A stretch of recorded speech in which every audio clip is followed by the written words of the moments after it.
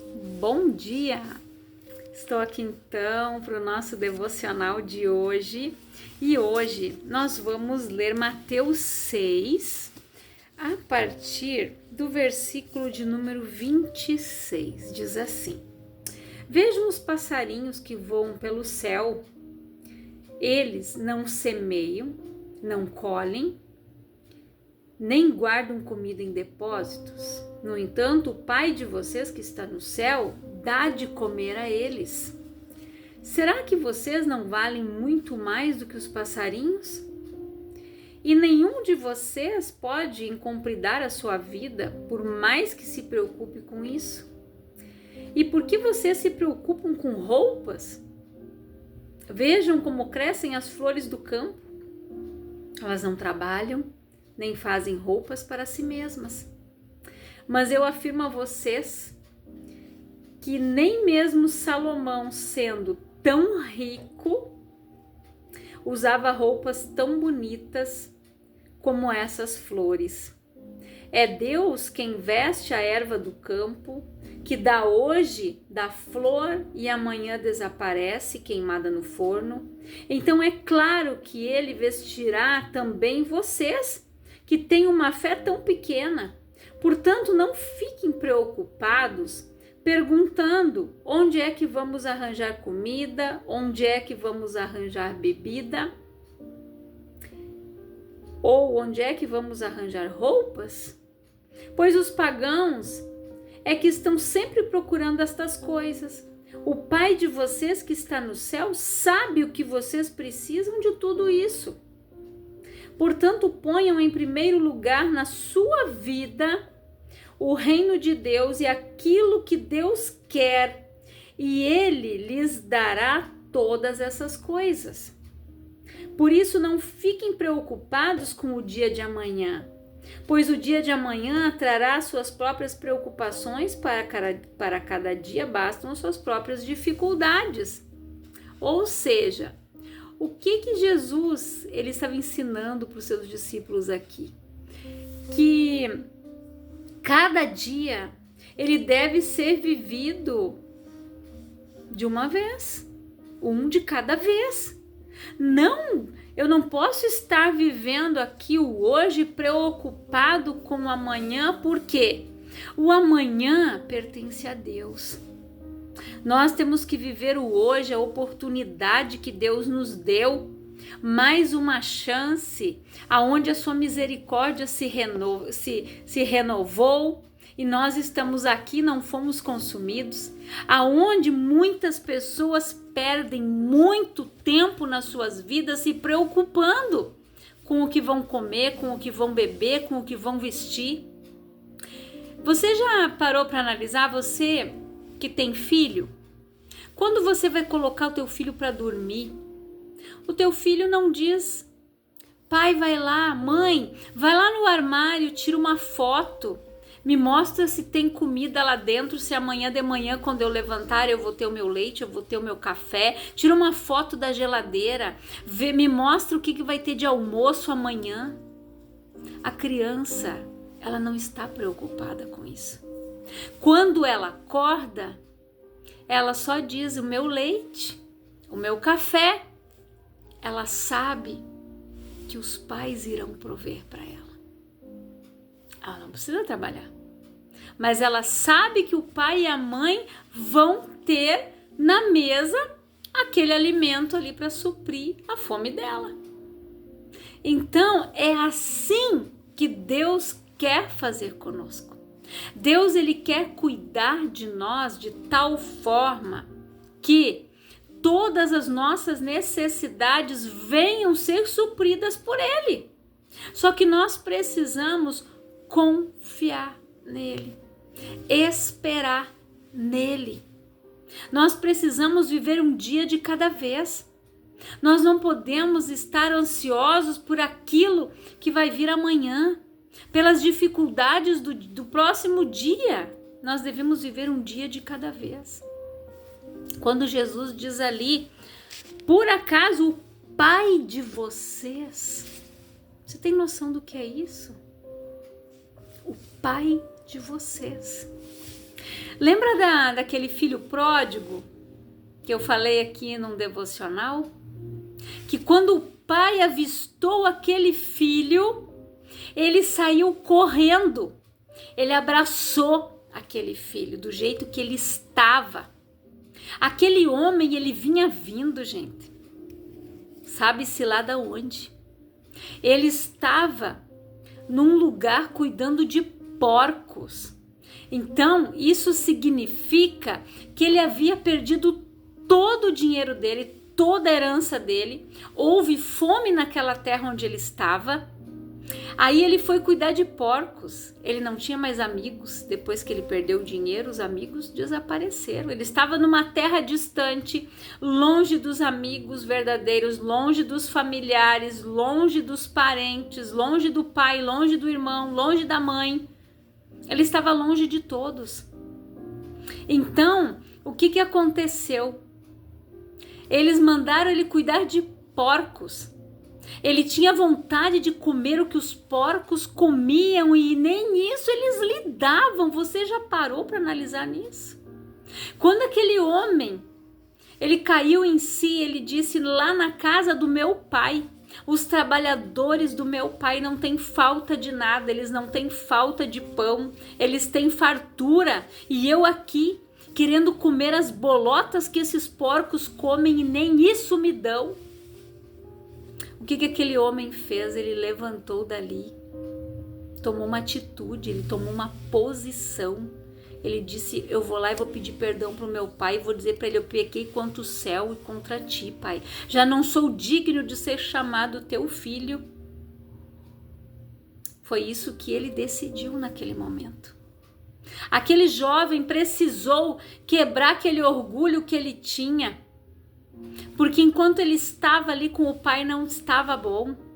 Ele precisou pegar a parte dele da herança que o pai não tinha obrigação de lhe dar antes do tempo propício. Mas ele deu. Aquele jovem, com falta de sabedoria, foi lá e gastou tudo. Como muitas pessoas fazem. Elas vão, elas se endividam, elas gastam, elas não pensam que a conta vai vir. Se eu usar o cartão de crédito, eu vou ter que pagar a fatura no próximo mês. Eu não posso dizer: Deus proverá, mas é a dívida que eu estou fazendo. Deus quer me cuidar, quer. Ele quer guardar todos os detalhes, inclusive esse. Antes de eu ter que usar o cartão de crédito, eu tenho que dizer: Senhor, eu preciso realmente usar isso aqui. Me dá uma direção, Pai. Ele quer que nós venhamos depender dele por completo. Aquele jovem, quando ele levantou e ele disse: eu vou ir ter com meu pai, eu vou pedir perdão para o meu pai. O pai correu e abraçou. Você já pensou o estado que aquele filho estava? Com mau cheiro. Ele cuidava de porcos, sem tomar banho, vai saber quanto tempo, sem trocar de roupa. Ele não tinha mais nada, gente. Ele perdeu exatamente tudo o que ele tinha. Ele saiu da casa do pai com os pés calçados, bem vestido e com dinheiro. Quando ele se afastou do pai, ele voltou sem nada. E muitas vezes as pessoas estão assim e estão atribuindo para Deus a situação em que ela está passando. Só que Deus não tem culpa, porque a escolha é nossa. Nós escolhemos a bênção ou a maldição. Eu escolho a prosperidade, a fartura, a abundância de pão se eu estiver na casa do Pai, na presença dele. Mas no momento em que eu me afastar dele, eu vou viver na miséria, na escassez. E assim muitas pessoas estão. Quando Jesus disse aqui: não andei ansiosos por nada, o Pai de vocês que está nos céus vai cuidar. E ali Jesus disse mais, no versículo 32, os pagãos é que estão sempre procurando essas coisas. O Pai de vocês, que está no céu, sabe o que vocês precisam de tudo isso. Portanto, ponham em primeiro lugar na sua vida. Eu gostei dessa tradução porque ela diz isso. Tem outra tradução que diz: coloque em primeiro lugar o reino de Deus e a sua justiça. Aqui diz, ó, ponham em primeiro lugar na sua vida o reino de Deus, gente, e aquilo que Deus quer que ele, né, aquilo que Deus quer. O reino de Deus tem que estar em primeiro lugar na minha vida e a vontade dele, aquilo que ele quer. Aí sim, ele nos dará todas estas coisas anteriores que nós lemos aqui. Roupas, fartura de pão, fartura de tudo. Quando eu aprender a colocar em primeiro lugar o reino de Deus na minha vida, e quando eu aprender a viver a vontade dele, aí sim. O que Jesus veio fazer aqui? Jesus, ele viveu exatamente a vontade do Pai aqui. Jesus, ele veio nos ensinar a como agradar o Pai, a como colocar o reino em primeiro lugar. Jesus, ele se retirava para orar. Jesus, ele tinha intimidade com Deus. Quando ele estava em momento de aflição, em momento difícil, ele ia orar. E o Pai fortalecia ele. Quando ele foi para o deserto, que ele foi tentado pelo diabo, depois que ele terminou ali o assunto, ele disse: vai-te, Satanás. Aí o que aconteceu? Os anjos vieram e o serviram. É isso que Deus faz. Quando nós abrimos mão do pecado, quando nós abrimos mão de tantas coisas que não provém de Deus, quando eu priorizo o reino, quando eu falo a verdade, quando eu vivo na verdade, quando eu não vivo na mentira, na omissão de coisas, quando eu não vivo compactuando erros dos outros, eu estou agradando o Pai. Eu tenho que agradar a Deus e não agradar o homem. Nós precisamos ter esta convicção. Eu não posso ficar passando a mão na cabeça dos outros se eles estão errados. Eu não vou julgar eles, eu não vou estender o meu dedinho para eles, mas eu não vou concordar com o pecado deles. Eu vou amar o pecador como Deus ama, mas eu vou abominar o pecado também. Eu não posso concordar com o pecado que aquela pessoa está cometendo. Se eu disser: não, Deus entende, não, Deus vai olhar para mim e vai dizer: entendo nada. O que é isso aí? O que vocês estão fazendo? Quantas pessoas estão compactuando com o pecado alheio para que muitas pessoas às vezes permaneçam dentro das suas igrejas, dizimando, ofertando, não falam a verdade, não pregam a verdade, não chamam a atenção verdadeiramente. Eu me lembro que uma vez eu estava ministrando a Santa Ceia num domingo à tarde e um casal estava no culto. E eu preguei, né? Falei lá em 1 Coríntios, falei para o homem se examinar, cada um a si mesmo. E eu disse: a ceia não é minha, ela é do Senhor. Cada um vai se examinar e vai ver se está apto. Porque aquele que come e bebe indignamente, ele come e bebe para sua própria condenação. É algo muito sério. Aí eu disse: olha, gente, se vocês se decidiram, tal dia quando tiver batismo eu vou me batizar, amém. Eu já aceitei Jesus no meu coração, mas amém. Só que eu disse para o povo: quem vive na fornicação, as pessoas que não são casadas no papel, eu não aconselharia, porque vocês estão vivendo de uma forma errada perante Deus. Mas vocês que sabem, a vida é de vocês e vocês que vão responder, né, pelo ato de vocês. E eu sei que aquele casal terminou o culto, eles vieram me procurar. E eles disseram: irmã, nunca nos falaram. porque uma vez nós fomos em uma igreja, não estou aqui para falar mal de igreja nenhuma, só para dar um exemplo para você. Ele disse assim, nós perguntamos lá para o responsável e ele disse que não tinha problema, que a gente vivia junto, nós podíamos participar da Santa Ceia. O que esta pessoa estava fazendo, gente? Concordando com o erro, com o pecado deles. Quando eu falei lá no altar, eu disse, quem não é casado, quem vive assim, gente, reflita.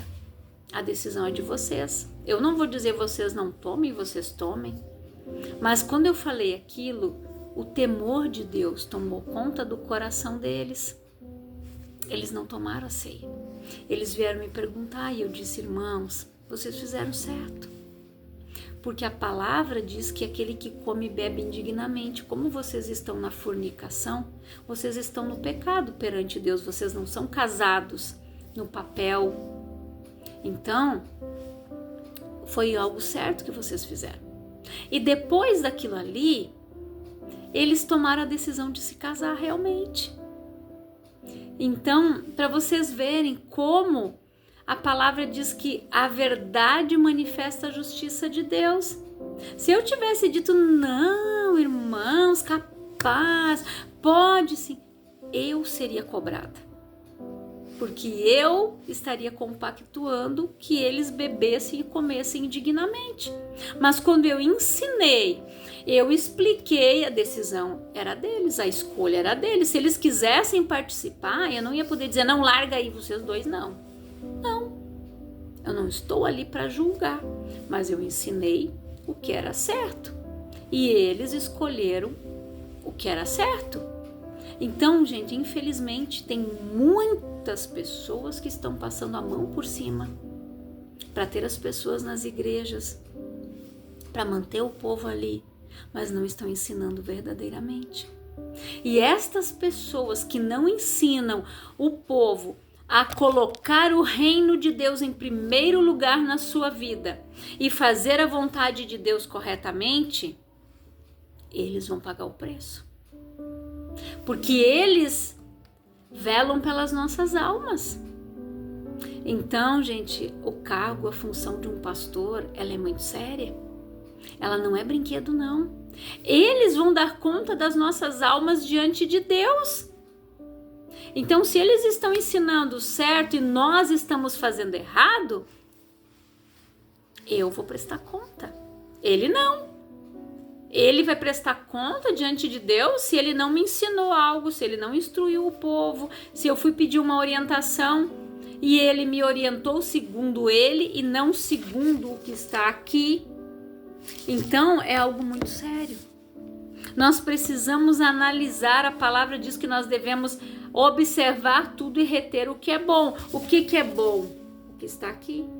Se alguém te falar algo, pesquise, está aqui. Amém? Se não está, vigie. Se alguém te disser algo, onde é que está escrito aqui? Me mostra. Então nós precisamos viver de acordo com a palavra. Jesus disse aqui que, portanto, ponham em primeiro lugar na sua vida o reino de Deus e aquilo que Deus quer, e Ele lhes dará todas estas coisas. Por isso, não fiquem preocupados com o dia de amanhã, pois o dia de amanhã trará suas próprias preocupações. Para cada dia bastam as suas próprias dificuldades. Ou seja, eu sei que eu vou enfrentar problemas, eu vou enfrentar dificuldades, eu vou passar por provações, eu vou passar por tentações, eu sei de tudo isso. Então não adianta eu querer sofrer por antecipação, como muitas pessoas sofrem. Se doer um dente, ela já acha que ela tem que extrair aquele dente, que ela tá com isso, que ela tá com aquilo. Elas sofrem por antecipação. Elas não sabem fazer uma oração e dizer, em nome de Jesus, eu repreendo esse espírito de enfermidade que se alojou no meu dente. Aqui não. Primeiro nós vamos orar e repreender aquilo ali, em nome de Jesus. Claro que se a gente vê que é algo que vai persistir, eu vou no dentista, eu vou ver, mas antes eu preciso anular qualquer investida maligna que tentar vir sobre mim. Eu sei que eu vou passar por lutas, eu sei que eu vou ter dificuldades. Jesus me alertou, mas eu preciso ter este entendimento de fazer a vontade de Deus. O reino de Deus deve estar em primeiro lugar na minha vida e a sua vontade, o seu querer. Enquanto eu viver o meu querer e a minha vontade, as coisas não vão funcionar. As pessoas vão viver correndo atrás da máquina, as pessoas vão viver sempre pensando amanhã, amanhã, amanhã, amanhã, depois, depois. Elas não têm sossego, elas não têm paz, elas não têm elas não descansam em Deus. Mas quando nós vivemos de acordo com a palavra, por mais que se levante a dificuldade no outro dia, nós sabemos que Deus é conosco, nós temos paz, nós louvamos, nós oramos, nós temos a certeza de que Deus é conosco e que a vitória é nossa. Eu quero orar com você, Pai, em nome de Jesus. Eu oro por todas estas pessoas que estão ouvindo esta palavra. Que o Senhor venha falar ao coração de cada uma delas. Que o Espírito Santo, Pai, venha falar mais. Venha revelar a Tua palavra para aquele que busca, para aquele que quer entendimento, para aquele que tem sede. Que o Espírito Santo venha, Pai, operar milagres grandiosos, que o Espírito Santo venha manifestar o teu poder grandiosamente, Pai, que a tua graça, que a tua unção estejam sobre estas vidas e que a tua paz, que excede todo o entendimento, esteja sobre a vida de cada homem e de cada mulher, em nome de Jesus. Que Deus abençoe a tua vida grandiosamente.